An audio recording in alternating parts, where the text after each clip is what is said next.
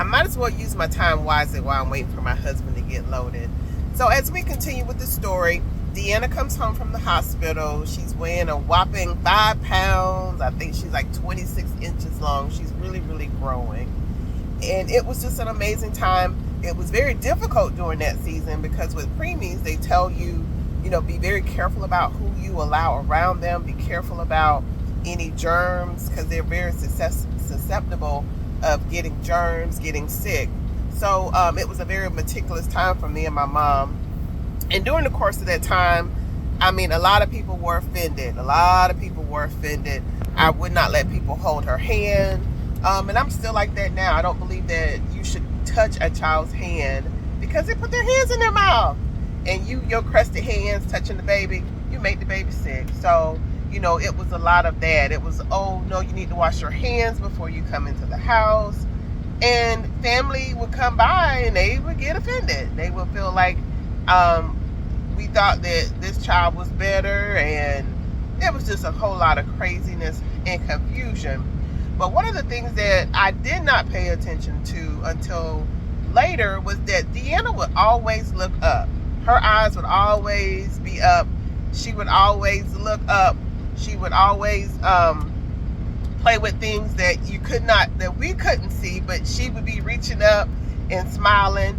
Because she was a preemie, she was not cooing yet. So, but we knew she was having some type of expression. She was always looking up, always smiling.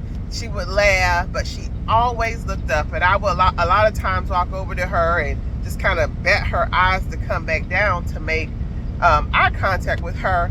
But it was hard. She always kept her eyes looking up and was in fixation with whatever was going up that she could see. So over the months, she was getting stronger and stronger. She was gaining weight. We had the battle of the colic. Oh my God, the battle of the colic. This child cried so much. Jesus. It's almost like seniors who have dementia, they sundown. So Deanna would go to sleep every night about 6 or 7, regardless of how much we would try to keep her up. She would always go to sleep about 6 or 7, and she would sleep till 10 o'clock, and then she's up all night long. And sometimes my mom, 99% of the time my mom would come and get her because I'm 21.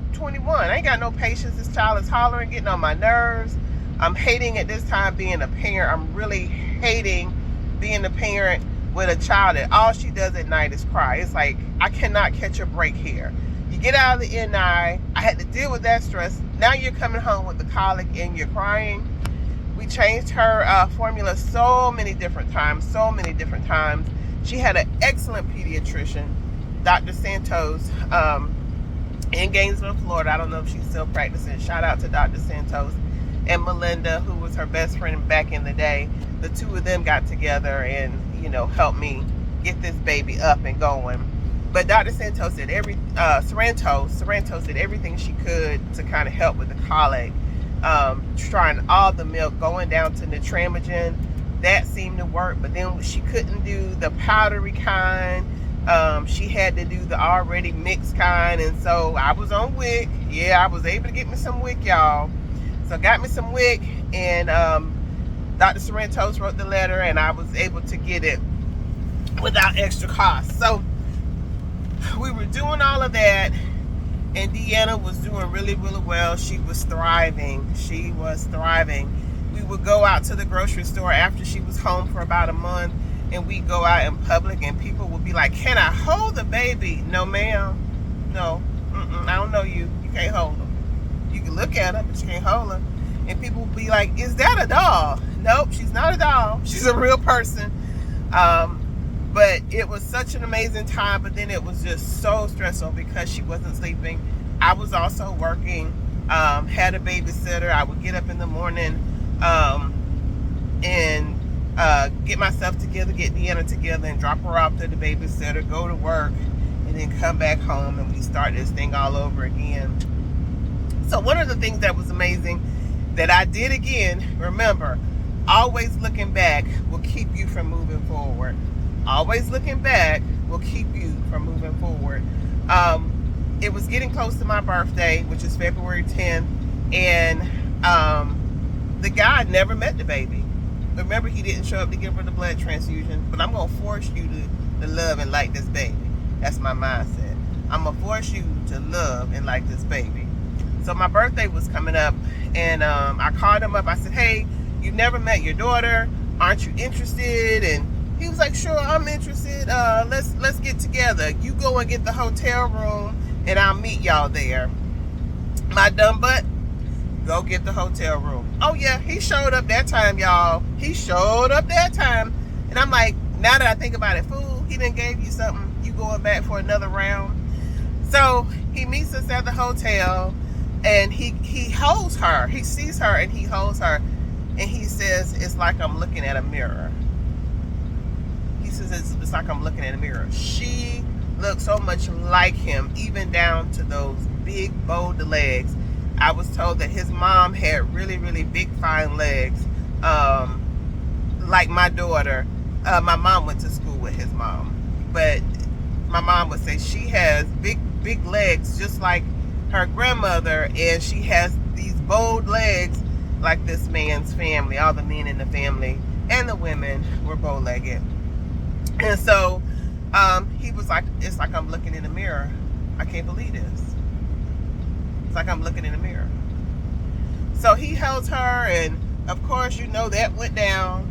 But then the regular happens. Deanna goes to sleep. Me and him are intimate. Deanna starts crying. She cries and she cries and she cries, probably to about 2 or 3 in the morning. And he held her for a while, and he just couldn't do it. He just couldn't do it.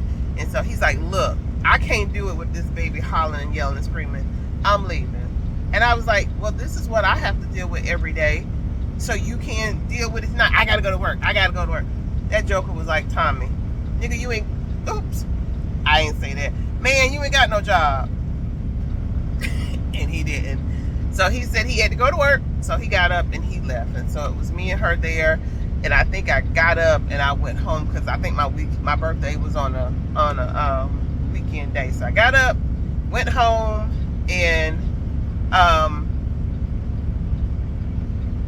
I waited a couple days. I didn't hear anything from him. And so I called him and I said, hey, you got up and left. You didn't even try to help. And he was like, yeah, because I told you